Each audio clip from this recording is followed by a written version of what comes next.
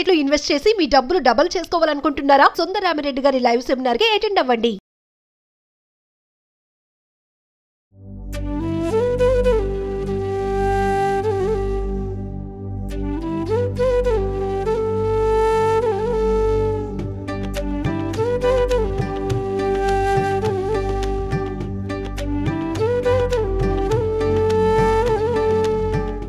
ప్రస్తుతం మనతో పాటు ప్రముఖ ఆధ్యాత్మికవేత్త శ్రీనివాసులు అనంతరామ శర్మ గురువు గారు ఉన్నారు. వీరితో ఈరోజు కొన్ని విషయాల గురించి మనం చర్చిద్దాం. గురుగారు నమస్కారం అండి. నమస్కారం. గురుగారు, దేవి నవరాత్రుల్లో భాగంగా మనకి 10వ రోజు చేసుకోవాల్సిన పూజా విధానం, నైవేద్యాలు, అలాగే అలంకరణ వివరాలు తెలియజేయగలరండి? మనకి మహిషాసురమర్ధిని అమ్మవారి అలంకరణ. అమ్మవారు మొత్తం కూడా మనకు విజయవాడ మొత్తం అమ్మవారు మహిషాసురమర్ధినిగానే ఉంది. అసలు అలంకరణలో మనకు అర్థం కాదు, కానీ కింద మహిషం ఉంటుంది, అంటే దున్నపోతు. అలా అమ్మవారు ఉంటుంది. వంగపండు రంగుతో ఉన్నటువంటి చీర వంగపండు అంటే వంకాయ కలర్, వంగపండు కలర్, వంకాయ కూర, వంకాయలు ఉంటాయి కదా, వంకాయ కలర్. తర్వాత అల్లంగారెలు చేయాలి. మహిషాసురమర్ధిని అంటే మనలో మహిషము, అహంకారపూరితమైనటువంటి ఏదైతే ఉందో, ఆడంబరాలకు బాగా పోతాము, అటువంటి మనస్తత్వాన్ని తీసేస్తుంది అమ్మవారు. గొడ్డుబోత్తనం అంటాం కదా, అట్లాంటివన్నీ తీసేస్తుంది. గొడ్డులా చాకరీ చేస్తున్నాడు వాడు అని తిట్టడం, చేయటం, ఇట్లా చేస్తాం కదా. అలా అంటే మన మనస్సులో ఉన్నటువంటి రజోగుణ, తమో గుణాలు మొత్తం కూడా తీసేస్తుంది. సత్వగుణంతో ఉంచుతుంది అమ్మవారు.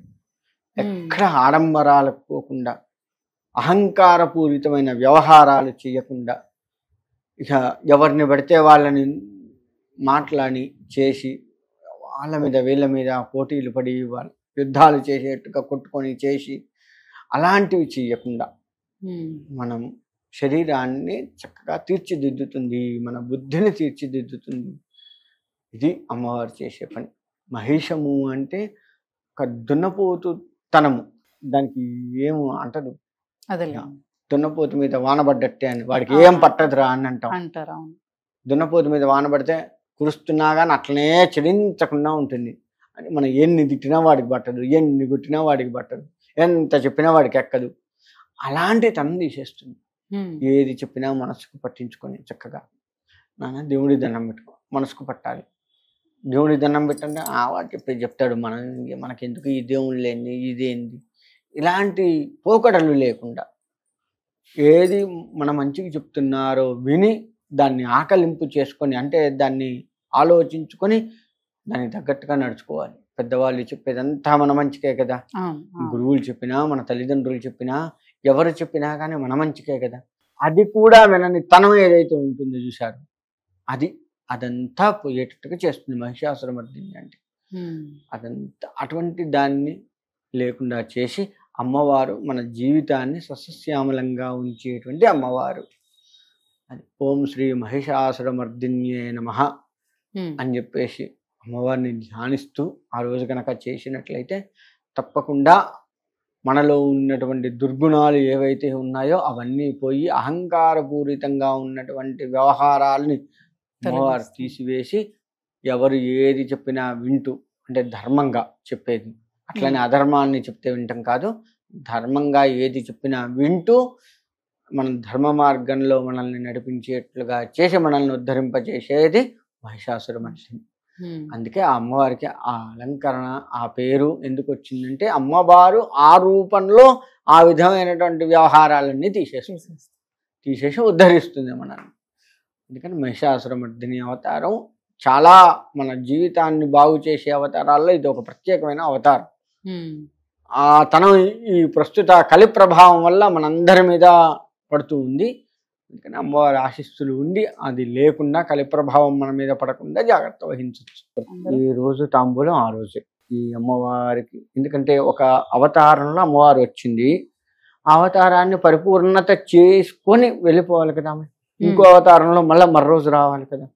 అందుకని ఏ అవతారంలో ఆ అవతారం తాంబూలం ఇవ్వాల్సిందే. ముత్తైదువులు ప్రతిరోజు ముత్తైదువుల్ని తెచ్చుకొని ఈ 9 అమ్మవారి రోజులు స్వరూపం ముత్తైదులకి ఇవ్వచ్చు తాంబూలం. ఎంతమందినైనా తెచ్చుకోవచ్చు. ఒకళ్ళు దొరికితే ఒక్కళ్ళే ఉండకూడదు, తోడు ఉండాలి. ఇటువంటి ఏమీ ఒక్కళ్ళైనా అమ్మవారికి ఇచ్చి మళ్ళీ ముత్తైదులకి ఎవరికైనా ఒకరికైనా ఇచ్చుకోవచ్చు అంటారు. అమ్మవారికి పెట్టిందే ముత్తైదువులకు ఇచ్చుకోవచ్చు, లేదు ముత్తైదువులకు ప్రత్యేకంగా తెచ్చుకోవచ్చు. ఇక్కడ చేసే పని ఏంటంటే, పూజ చేసుకునే మనం ఏం చేస్తున్నామంటే ఒక 10,000 రూపాయల చీర తెచ్చుకుంటాం, అమ్మవారి ముందు పెట్టి కట్టుకుంటాం. ముత్తైదు వస్తే 200 రూపాయల చీర తెస్తాం. ఇది ఒకటి చేస్తారు. మన వాళ్ళ దగ్గర మంచి తెలివితేటలు ఏంటంటే ఇది ఒకటి ఉంది.